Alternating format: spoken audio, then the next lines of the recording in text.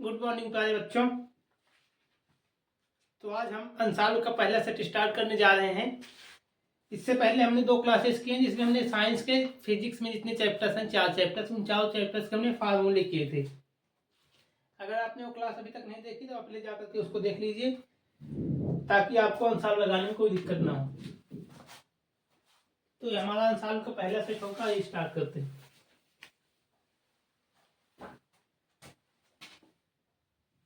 यहाँ पे हम लिखेंगे सेट 1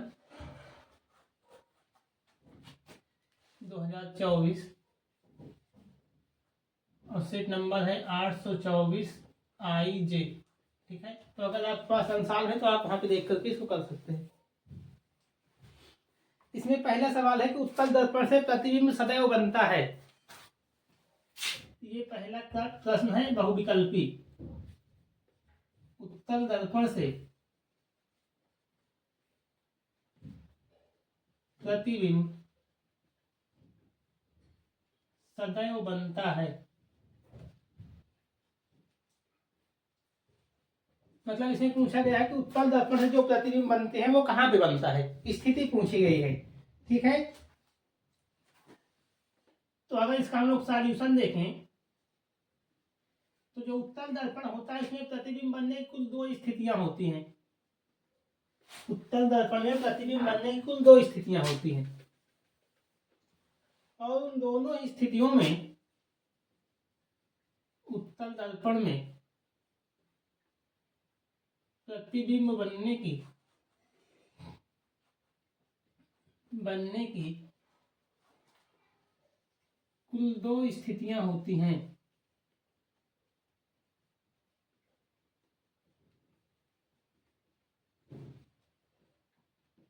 ठीक, पहली स्थिति क्या है कि जब वस्तु अनंत पर रखी हो, जब वस्तु अनंत पर रखी हो,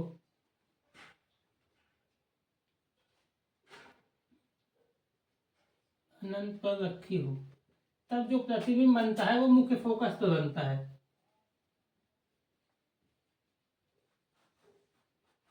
प्रतिबिंब मुख्य फोकस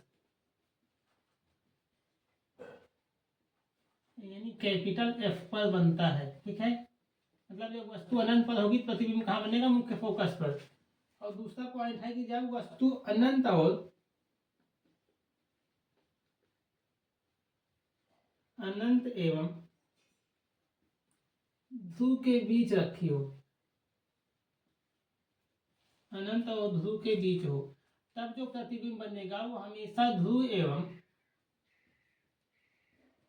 मुख्य फोकस के बीच बनेगा, मुख्य फोकस के बीच। ठीक है, तो मतलब क्या है कि हम लोग जब अंसाल कर रहे हैं तो इसमें केवल हमको आंसर नहीं देखना है, कोई सवाल है उस सवाल के पीछे जितने भी कॉन्सेप्ट हैं जहां से और सवाल नए बन सकते हैं उस सारे कॉन्सेप्ट हम लोग क्लियर करते हुए चलेंगे। ठीक है, तो देखो अगर पूछा जाए कि उत्तल दर्पण से प्रतिबिंब सदैव कहाँ बनता है, तो हमने देखा कि इसमें कुल 2 स्थितियां होती हैं। पहली स्थिति क्या है कि जब वस्तु अनंत पर रखी हो तो प्रतिबिंब कहाँ बनता है, मुख्य फोकस पर। और दूसरी स्थिति है कि जब वस्तु अनंत और ध्रुव के बीच रखी हो तो प्रतिबिंब कहाँ बनता है, या तो ध्रुव पर बनने, मतलब ध्रुव और मुख्य फोकस के बीच बनता है। ठीक है, तो मतलब इन दोनों में हम देख रहे हैं कि मुख्य फोकस और ध्रुव, तो प्रतिबिंब कहाँ बनेगा, हमेशा ध्रुव और मुख्य फोकस के बीच। ठीक है, तो हम यहाँ पे इसका आंसर लिख लेंगे। अतः उत्तल दर्पण में, अतः उत्तल दर्पण में प्रतिबिंब हमेशा ध्रुव एवं मुख्य फोकस के बीच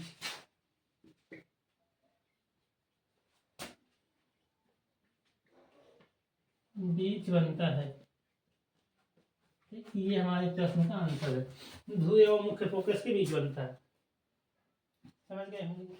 तो ये तो पहला प्रश्न है कि उत्तल दर्पण में कहाँ बनता है। एक और प्रश्न पूछा जा सकता है कि उत्तल दर्पण से जो प्रतिबिंब बनता है वो कैसा बनता है, मतलब उसकी प्रकृति क्या होती है। तो दूसरा प्रश्न भी हम साथ साथ करवा दे रहे हैं। मान लीजिए पहला प्रश्न आपका था और ये हमने दूसरा प्रश्न यहाँ पे लिखा। ठीक है, कि उत्तल दर्पण द्वारा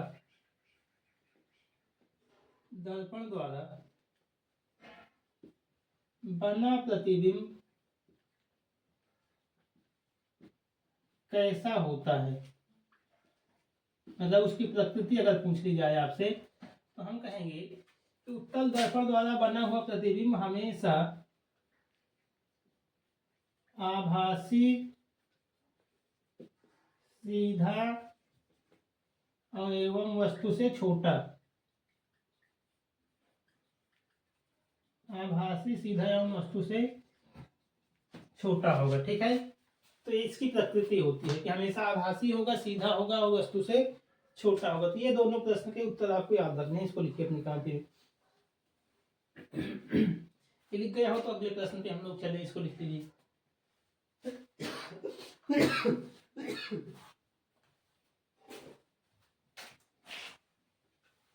चलिए,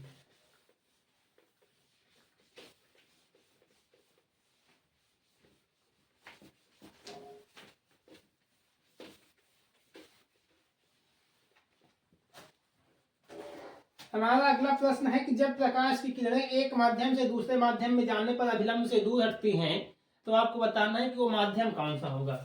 मतलब कोई प्रकाश किरण है वो एक माध्यम से दूसरे माध्यम में जा रही है, तो जब एक से दूसरे में गई तो दूर हटती है। ठीक है, देखिए इसके दो मतलब चित्र बनते हैं, हम आपको बना के दिखा रहे हैं। ये ऐसे यहाँ पे मान लीजिए ये क्या हो जाएगा, हमारा अभिलंब इधर वाला माध्यम मान लीजिए अभी क्या है, ये सघन है। ठीक है, ये सघन माध्यम है और ये विरल माध्यम है।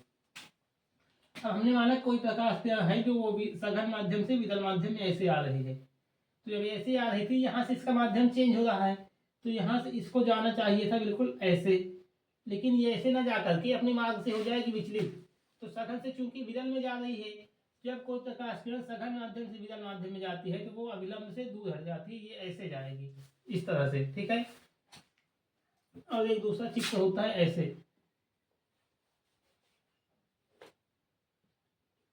ऐसे मान लीजिए इस बार इधर विरल माध्यम है और इधर सघन माध्यम है। ठीक,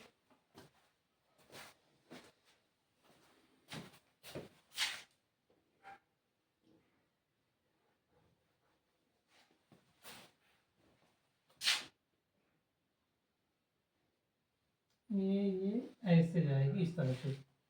यहाँ पे जो एंगल बनेगा उसे हम आई कहेंगे और यहाँ पर जो एंगल बनेगा उसे हम आर कहेंगे। अब ये दूसरा वाला देखिए, मान लीजिए ऊपर हो गया विरल माध्यम, नीचे हो गया सघन माध्यम, मतलब प्रकाश किरण कहाँ से कहाँ जाएगी, विरल माध्यम से सघन माध्यम में। तो ऐसे ये आ रही है, मान लीजिए इसको ऐसे जाना चाहिए, लेकिन अब ये ऐसे ना जा करके ये अभिलंब की ओर झुक जाएगी ऐसे। ठीक, ये रहा आई और ये हो जाएगा आर। तो मतलब क्या है कि इसमें कहाँ जा रही है, अभिलंब से दूर, और इसमें कहाँ जा रही है, अभिलंब की ओर झुक गई। तो इसमें दो कंडीशन बनती है। पहली कंडीशन हम लिखेंगे कि जब प्रकाश की किरण सघन माध्यम से विरल माध्यम में जाती है तो वह अभिलंब से दूर हटती है, अभिलंब से दूर हटती है। ठीक, यही हमारा प्रश्न था कि प्रकाश की किरण एक माध्यम से दूसरे माध्यम में जाने पर अभिलंब से दूर हट रही है, तो आपको बताना है कि किस माध्यम से किस माध्यम में जा रही है। तो सघन से विरल में। और इसमें दूसरा होता है कि यदि प्रकाश की किरण विरल माध्यम से सघन माध्यम में जाए, विरल माध्यम से सघन माध्यम में जाए,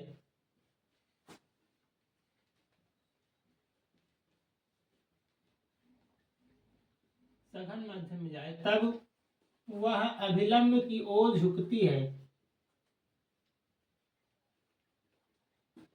अभिलंब की ओर झुकती है। ठीक, ये दो पॉइंट्स भी आपको याद रखने हैं। तो ये हमारा दूसरा सवाल था। चलिए इसको नोट करिए, फिर अगला सवाल हम लोग करते हैं। अगला सवाल थोड़ा कैलकुलेशन का वो लंबा होगा तो इसको नोट कर लीजिए, फिर पूरा बोर्ड साफ करके उसको करोगे।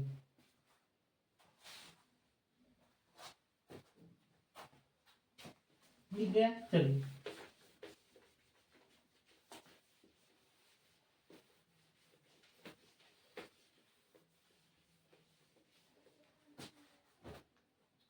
हमारा अगला सवाल है कि एक उत्तल लेंस जिसकी फोकस दूरी 15 सेंटीमीटर है, इससे 30 सेंटीमीटर की दूरी पर रखे हुए वस्तु का प्रतिबिंब बनेगा।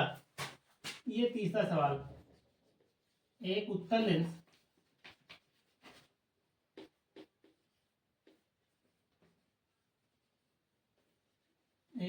लेंस जिसकी फोकस दूरी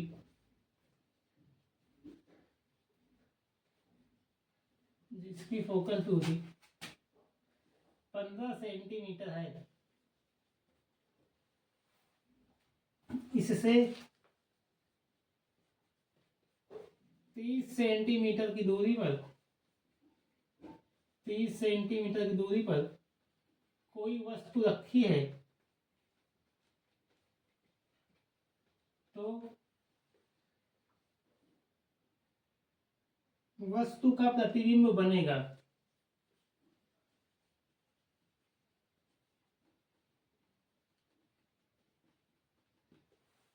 मतलब इसमें हमें ये निकालना है कि प्रतिबिंब कहाँ बनेगा और ये भी बताना है कि प्रतिबिंब कैसा बनेगा। ठीक है, दो बातें बतानी है। तो चलिए इसको हम करते हैं। इसमें दिए गए उत्तल लेंस की फोकस दूरी यानी एफ का मान हमें कितना दिया है? 15 सेंटीमीटर। तो हम लिखेंगे एफ बराबर 15 सेंटीमीटर। अब चूंकि लेंस उत्तल है, ये दिया है ना यहाँ पे उत्तल लेंस, और उत्तल लेंस की फोकस दूरी कैसी होती है? धनात्मक। तो हम लिखेंगे एफ बराबर प्लस 15 सेंटीमीटर। फिर दिया गया वस्तु की दूरी यू होती है, तो यू का मान दिया है 30 सेंटीमीटर, तो हम लिखेंगे यू बराबर -30, क्योंकि वस्तु की दूरी ऋणात्मक होती है। हमसे पूछा गया कि प्रतिबिंब कहाँ बनेगा, यानी वी निकालना है, प्रतिबिंब की स्थिति। ठीक, तो इसको कैसे हल करना है? हम लिखेंगे लेंस के फोकस दूरी के सूत्र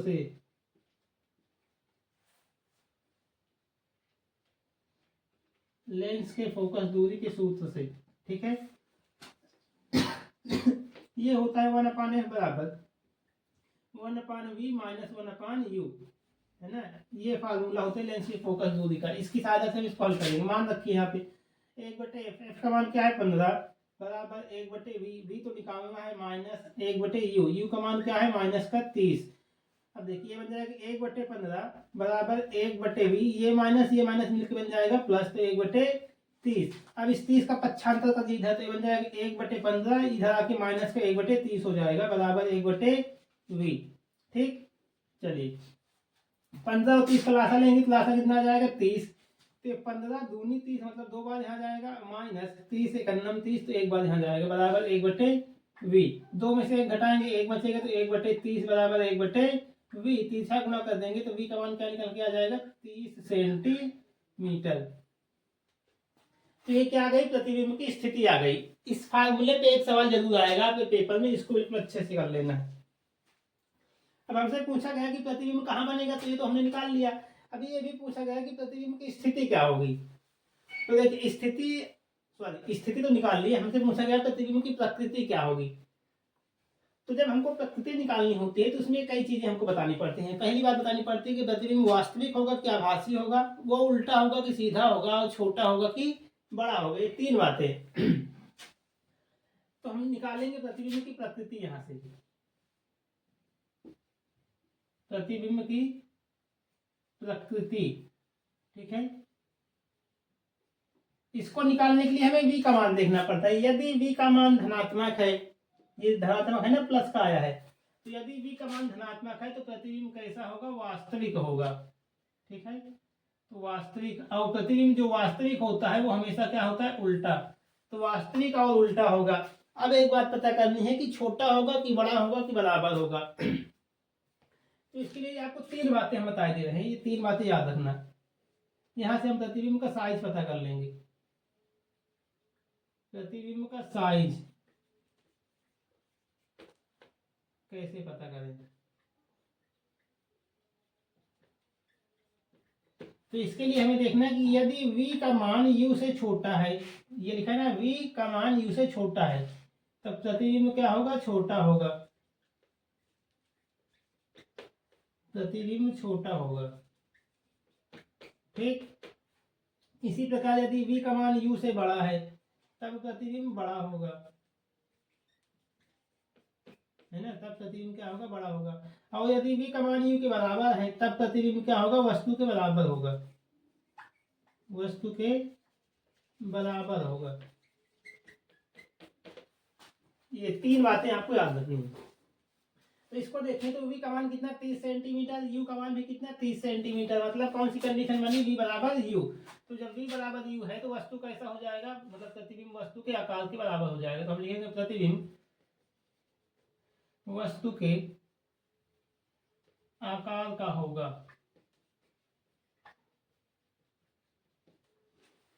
ठीक है, तो इतनी बात आपको बतानी थी। स्थिति ये रही, प्रकृति ये रही। चलिए इसको नोट करिए।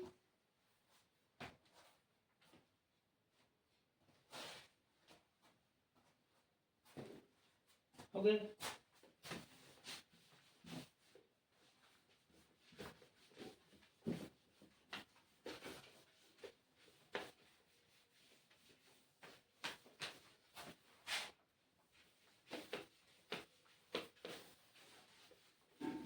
चलिए अगला सवाल।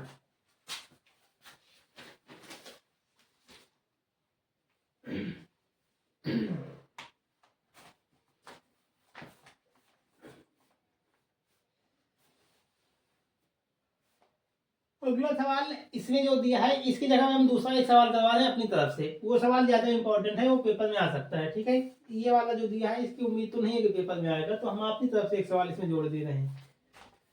उसे पूछा जाएगा कि प्रिज्म के लिए किस रंग का या किस रंग के प्रकाश का विचलन न्यूनतम होता है? न्यूनतम होता है।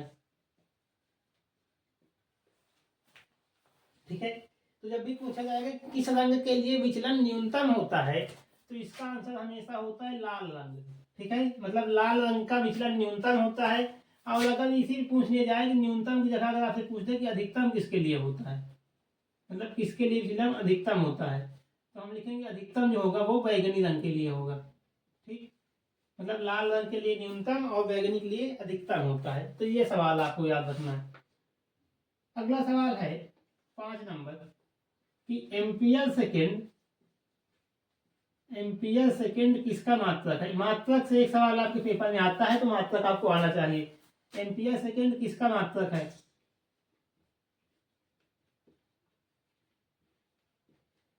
तो देखिए यहां से कैसे हम निकालेंगे। ये लिखा हुआ है एम्पियर। एम्पियर किसका मात्रक होता है? धारा का। तो यहाँ पे हम लिखेंगे धारा यानी आई गुणे सेकेंड किसका मात्रक है? समय का। तो ये धारा हो गया, समय, धारा गुणे समय। धारा गुणे समय बराबर क्या होता है? आवेश, यानी क्यू बराबर आई टी होता है ना, आपने पढ़ा होगा। यानी ये जो हो जाएगा किसका मात्रक हो जाएगा? ये हो जाएगा आवेश का। ठीक है, यहां से हमने ऐसे निकाल लिया।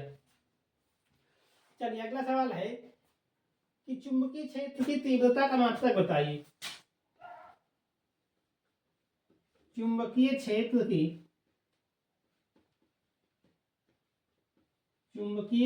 की तीव्रता का मात्रक बताइए।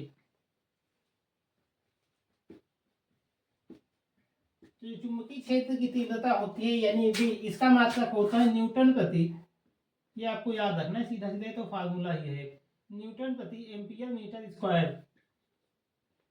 न्यूटन प्रति एम्पियर मीटर स्क्वायर। ठीक है, ये चुंबकीय क्षेत्र की तीव्रता का मात्रक है। ये फिजिक्स के हमारे सवाल थे, इतने हो गए। ठीक है, अच्छा आपको एक बात बता दें कि मतलब हम लोग क्या है कि जो हमारे पेपर में 20 सवाल आते हैं बहुविकल्पी, है ना, तो उन बहुविकल्पी सवालों की प्रैक्टिस हम लोग यहाँ से कर रहे हैं इस क्लास में अंशार्ध के माध्यम से। इसके अलावा जो प्रश्न लिखने के लिए आते हैं उन प्रश्नों के लिए हम लोग अलग से एक क्लास करेंगे, जिसमें क्या करेंगे कि फिजिक्स नहीं, साइंस के सभी चैप्टर्स को हम लोग रिवाइज करेंगे। ठीक है, साइंस मतलब फिजिक्स, केमिस्ट्री, बायोलॉजी, इसके सारे चैप्टर्स को हम लोग रिवाइज करेंगे थोड़ा जल्दी जल्दी, एक क्लास में मतलब एक चैप्टर खत्म कर दिया करेंगे। ठीक है, तो बहुविकल्पी हमारे यहाँ से हो जाएंगे और जो लिखने वाले आएंगे वो वहां से हो जाएंगे, तो आपको दोनों क्लास साथ साथ करती रहनी। चलिए फिजिक्स हो गया, हम लोग केमिस्ट्री पे आते हैं।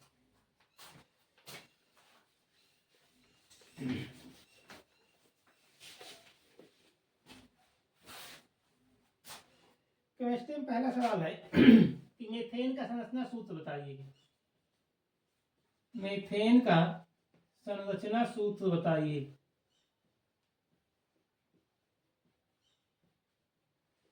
तो देखिए मीथेन का फार्मूला क्या होता है, इसका फार्मूला होता है CH4। ठीक है, अब हमको क्या करना है, इसकी संरचना बनानी है। तो कार्बन कितने हैं, एक, तो हम यहाँ पे लिख लेंगे कार्बन यानी C ऐसे। अब हमको पता है कि जो कार्बन होता है वो 4 बाड बनाता है, तो हम ऐसे 4 बाड इसके बना देंगे, है ना। आपको ये बात पता होगी, कार्बन 4 बाड बनाता है, तो हमने 4 बाड बना दिए। अब देखो हाइड्रोजन कितने हैं, 4, तो एक हाइड्रोजन यहाँ लगा देंगे, एक यहाँ लगा देंगे, एक यहाँ लगा देंगे और एक यहाँ लगा देंगे, ये बन गई संरचना। मीथेन के लिए बिल्कुल आसान होती है। तो ये पहला सवाल था केमिस्ट्री का। ठीक है, अब दूसरे सवाल पे आइए। दूसरा सवाल है केमिस्ट्री का, ये पहला था केमिस्ट्री का और ये दूसरा है। दूसरा सवाल पूछा गया कि निम्नलिखित में से समजातीय श्रेणी कौन सी है।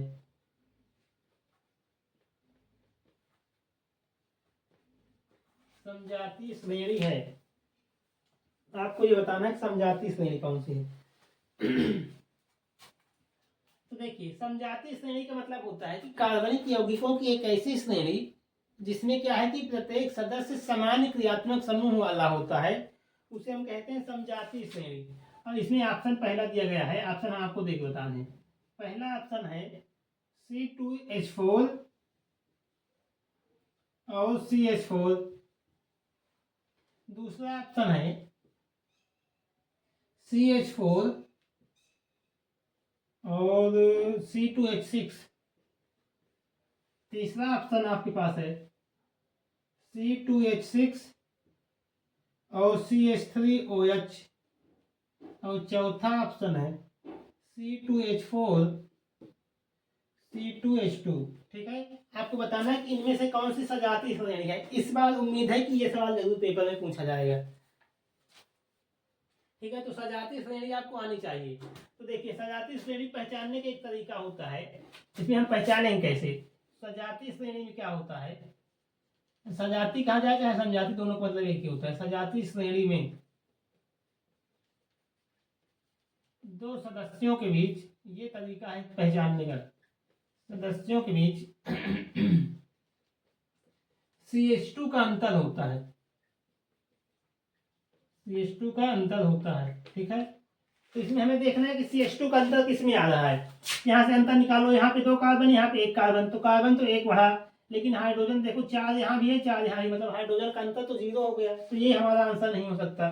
दूसरे को देखो, यहाँ पे कार्बन 1, यहाँ पे कार्बन 2, चलो 1 कार्बन की तो वृद्धि हुई। यहाँ पे हाइड्रोजन 4 है, यहाँ पे हाइड्रोजन 6 है, तो हाइड्रोजन कितनी वृद्धि हुई, 2। CH2 का अंतर यहाँ पे आ रहा है, इसका मतलब ये हमारा सही आंसर है। ठीक है, तो जब भी सजातीय श्रेणी पहचानने को आएगा तो हम यही देख लेंगे कि अंतर क्या CH2 का है। अगर CH2 का अंतर है तो वो सजातीय श्रेणी है। चलिए अगला सवाल पूछा गया कि लेड नाइट्रेट का सूत्र बताइए। ऐसा भी एक सवाल पेपर में आता है कि किसी यौगिक का सूत्र आपसे पूछा जाता है। ठीक है, तो सूत्र आपको आना चाहिए। लेड नाइट्रेट का सूत्र बताइए। तो लेड नाइट्रेट का फार्मूला क्या होता है, ये होता है PbNO3 का होल ट्वाइस। ठीक, ये इसका फार्मूला होता है। अगला सवाल है कि शुद्ध जल का pH मान कितना होता है। शुद्ध जल का pH मान कितना होता है।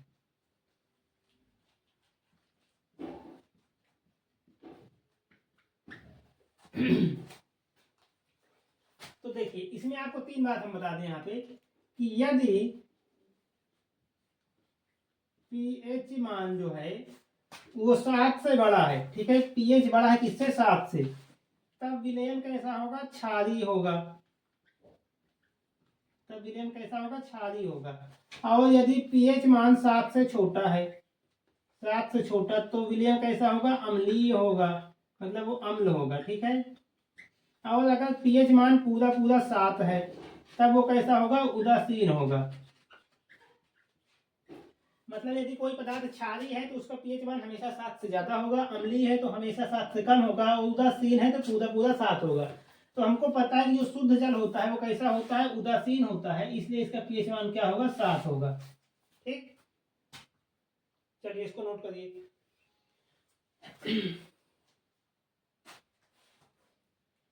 अगला सवाल पूछा गया है हमसे केमिस्ट्री में ही कि एंटीमनी क्या है, एंटीमनी क्या है, मतलब ये धातु है कि अधातु है कि उपधातु है, आपको ये बताना है। तो हमें पता है कि एंटीमनी जो है ये एक क्या है, उपधातु है, ठीक, एंटीमनी एक उपधातु है। चलिए केमिस्ट्री के हमारे कितने सवाल हो गए, 1 2 3 4 5, 5 सवाल हो गए केमिस्ट्री की।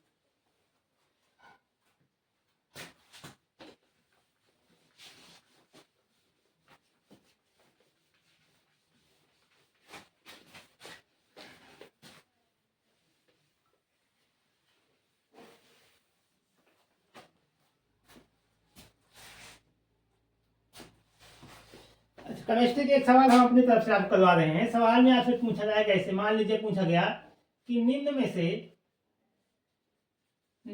से कौन सा विलयन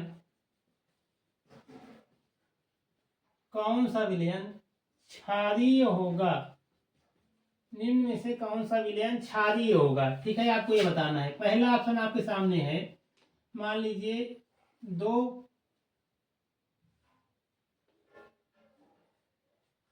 दो यहाँ पे, ठीक है, ये जो दिए गए हैं, यदि इनके पीएच, आगे थोड़ा और लिखिए, यदि इनके पीएच मान निम्नलिखित हो, मतलब आपको ये पीएच मान दिया गया है। अब पहला पीएच मान दिया है 2, दूसरे में दिया गया है कि पीएच मान 5 है, और तीसरे में दिया गया है कि पीएच मान 4 है, और चौथे में दिया गया है कि पीएच मान मान लीजिए 8 है, ठीक है। हमारे पास ये 4 विलयन है जिनके पीएच मान निम्नलिखित दिए गए हैं। तो आपको ये बताना है कौन सा विलयन इसमें से क्षारीय होगा। तो ये कैसे पहचानना है, अभी अभी हमने बताया कि यदि कोई विलयन क्षारीय होगा तो उसका पीएच मान हमेशा 7 से ज्यादा होगा, और 7 से ज्यादा इसमें कौन है, केवल यही है, तो ये कैसा हो जाएगा, क्षारीय हो जाएगा, ठीक है। चलिए अगला सवाल है हमारा, निम्नलिखित समीकरण को पूरा कीजिए, निम्नलिखित समीकरण को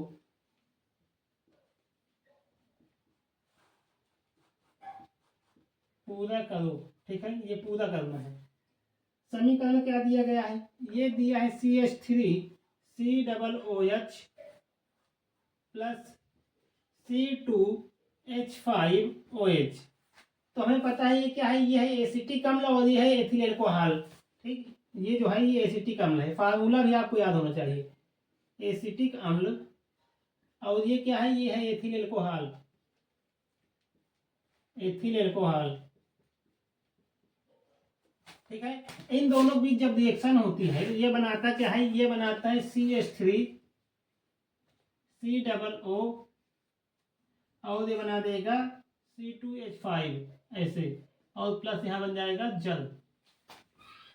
तो यहाँ पे खाली जगह थी, ये बताना था आपको क्या बनेगा, ठीक है। चलिए केमिस्ट्री हो गई खत्म, अब हम लोग आएंगे बायोलॉजी पे, इसको नोट करिए।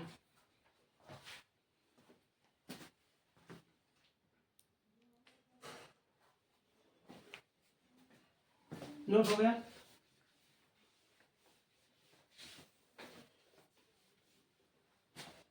अब हम लोग आते हैं बायोलॉजी, ठीक है, बायोलॉजी। बायोलॉजी में हमारा पहला प्रश्न है, कोशिकीय प्रक्रम में ऊर्जा मुद्रा क्या है। इसका पहला प्रश्न है, कोशिकीय प्रक्रम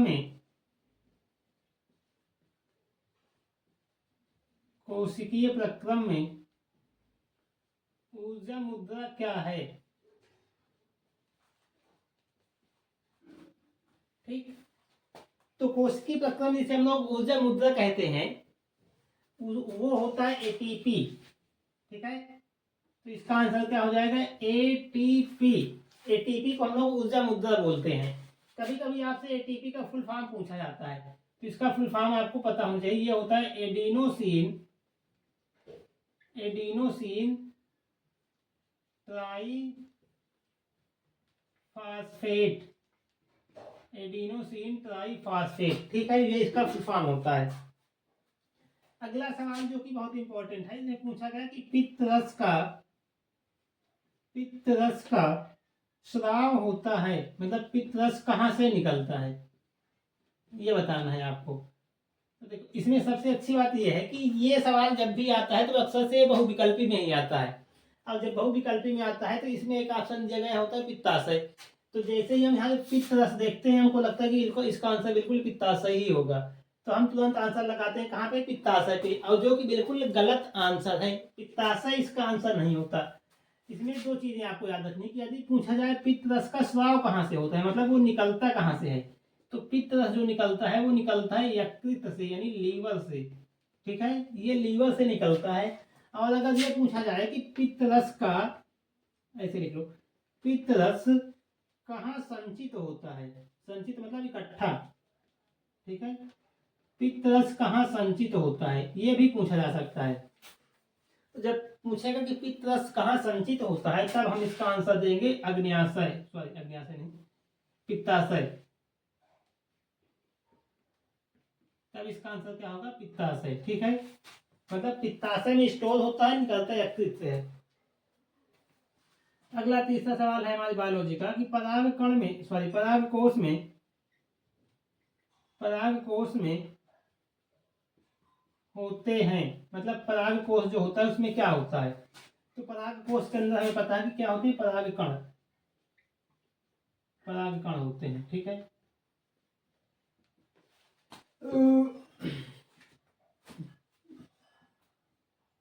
अगला सवाल, पत्तियों पर कलियां विकसित होती हैं। चौथा नंबर, पत्तियों पर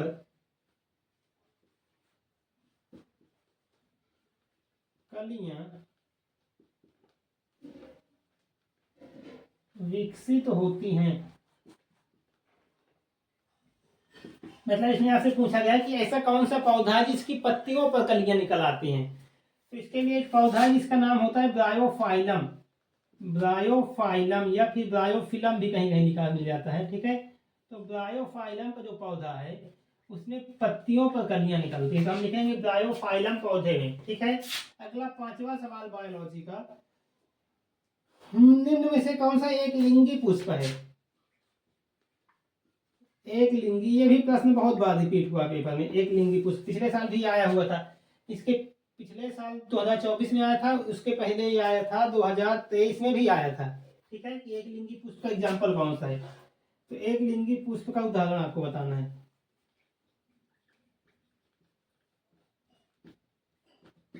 जब भी एक लिंगी पूछता है तो इसमें दो ही मेनली पूछा जाता है, एक होता है पपीता और एक होता है तरबूज। ठीक है, पपीता और तरबूज ये दोनों क्या है, एक लिंगी पुष्प होते हैं। बाकी इनके अलावा जनरली जो देखने को मिलता है, गेहूं हो गया, सरसों हो गया, चना, मटर, गुड़हल, ये सब के सब क्या है, द्विलिंगी होते हैं। ठीक, अच्छा, अब इसमें क्या है ये तो पुष्प के एग्जाम्पल पूछ लिया। कभी कभी इसमें एक चीज और पूछी जा सकती है आपसे। मान लीजिए पूछा गया कि पुष्प के नर जनन अंग को क्या कहते हैं। ठीक, या फिर इसी प्रकार पूछा जा सकता है कि पुष्प के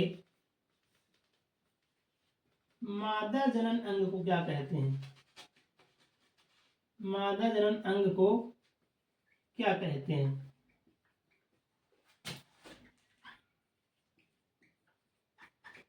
तो जब नर जनन अंग पूछेगा तो नर वाले का आंसर हो जाएगा पुंकेसर।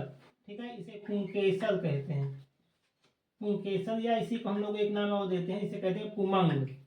तो पुंकेसर कहिए या फिर पुमंग। और जब मादा जनन अंग पूछेगा तो इसका आंसर क्या होगा, स्त्री केसर। याद रखना बिल्कुल आसान है, मादा, मादा को हम लोग क्या बोलते हैं, स्त्री। तो इसका आंसर क्या हो जाएगा, स्त्री केसर, या इसी को हम लोग बोलते हैं जायांग। ठीक है, स्त्री केसर कहिए या फिर जायांग। तो ये दो आंसर आपको और पता होने चाहिए।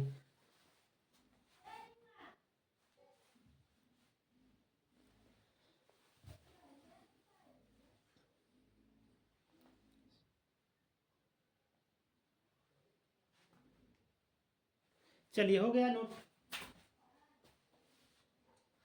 अगला सवाल हम लोग देखते हैं।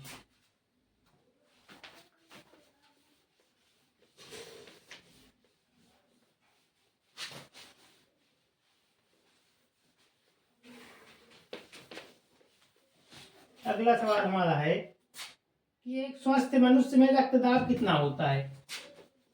स्वस्थ मनुष्य में, स्वस्थ मनुष्य में रक्तदाब कितना होता है।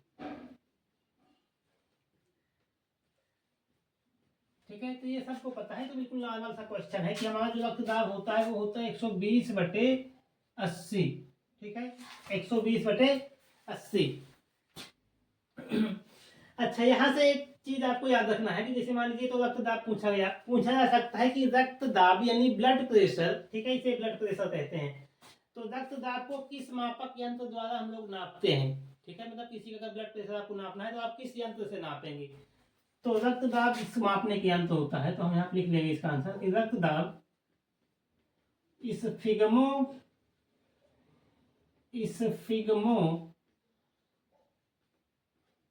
मैनोमीटर द्वारा, इस फिग्मो मैनोमीटर द्वारा मापा जाता है। ठीक है, इस फिग्मो मैनोमीटर द्वारा, मतलब यहाँ पे हाथ में एक लगाते हैं डॉक्टर ना, फिर यहाँ पे ऐसे दबाते हैं, फिर उससे निकल के आता है, उसे फिग्मो मैनोमीटर कहते हैं। एक चीज और पूछी जा सकती है आपसे कि जो हृदय की गति होती है या हृदय स्पंदन की दर, ये भी पूछा जा सकता है कि हृदय स्पंदन की दर, हृदय स्पंदन की दर किस यंत्र द्वारा मापते हैं, किस यंत्र द्वारा नापते हैं या मापते हैं। तो इसका आंसर होता है स्टेथोस्कोप, स्टेथोस्कोप। ठीक, हृदय स्पंदन की दर किससे नापते हैं, स्टेथोस्कोप से। तो ये भी दो याद रखने हैं आपको। अगला सवाल है बायोलॉजी का कि निम्न में से कौन आहार श्रृंखला का निर्माण करता है। निम्न में से कौन आहार श्रृंखला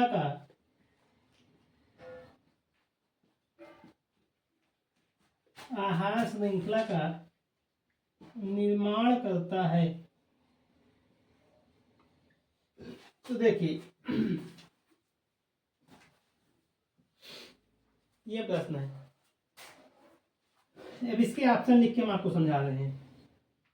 ऑप्शन पहला दिया गया है घास गेहूं और दिया है आम। ठीक है, क्या ये तीनों मिलकर आहार श्रृंखला बना रहे हैं।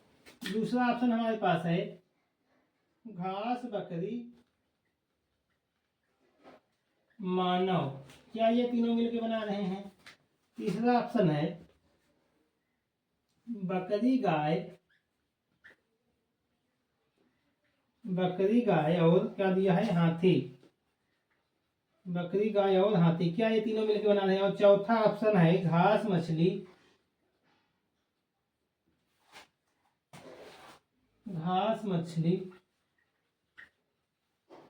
और बकरी, क्या ये तीनों मिलकर बना रहे हैं। इन चारों ऑप्शन में से आपको बताना है कौन है जो आहार श्रृंखला का निर्माण कर रहा है। तो देखिए आहार श्रृंखला में होता क्या है, इसको पहचाने कैसे।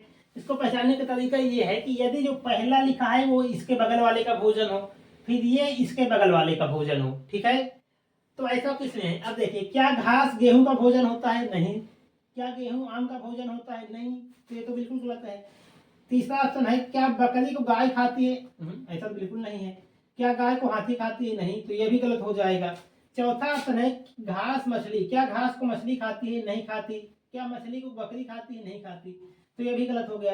ये ऑप्शन देखिए, घास को कौन खाता है, बकरी, हाँ बिल्कुल सही है। और बकरी कौन खाता है, मानव, तो ये वाला इसका बिल्कुल सही आंसर हो जाएगा, घास, बकरी और मानव। तो जब भी अगर सवाल आएगा कि आहार श्रृंखला का निर्माण कौन करता है, तो ऐसे ही पहचानना है कि मतलब ये वाले का भोजन ये होना चाहिए, फिर इसका भोजन ये होना चाहिए, मतलब वो एक दूसरे के भोजन हो। ठीक है, तो हमारे सारे बहुविकल्पी प्रश्न हो गए खत्म। अब हम लोग क्या करेंगे, अब हमारी दूसरी क्लास में हम जब करेंगे, मतलब हमारी ये तो प्रैक्टिस क्लास है, अगली क्लास हमारी होगी, उसमें हम लोग क्या करेंगे कि हर एक चैप्टर को हम पढ़ना शुरू करेंगे, मतलब बिल्कुल डिटेल में नहीं पढ़ेंगे क्योंकि इसके पास टाइम नहीं था हमारे लिए, है ना, मतलब हमारे पास के लिए इतना टाइम नहीं कि हम डिटेल में पढ़ सकें। तो हम क्या करेंगे कि हर एक चैप्टर को रिवाइज करेंगे। तो जब रिवाइज कर रहे होंगे तो वहाँ पे हम जो बड़े क्वेश्चंस होते हैं ना, जो लिखने के लिए आते हैं, उनको हम लोग हल करेंगे। ठीक, क्योंकि इसमें करेंगे तो क्लास काफी लंबी हो जाएगी, तो अगली क्लास में हम वहाँ पे ऑब्जेक्टिव ना करके वहाँ पे केवल लिखने वाले प्रश्न पढ़ेंगे।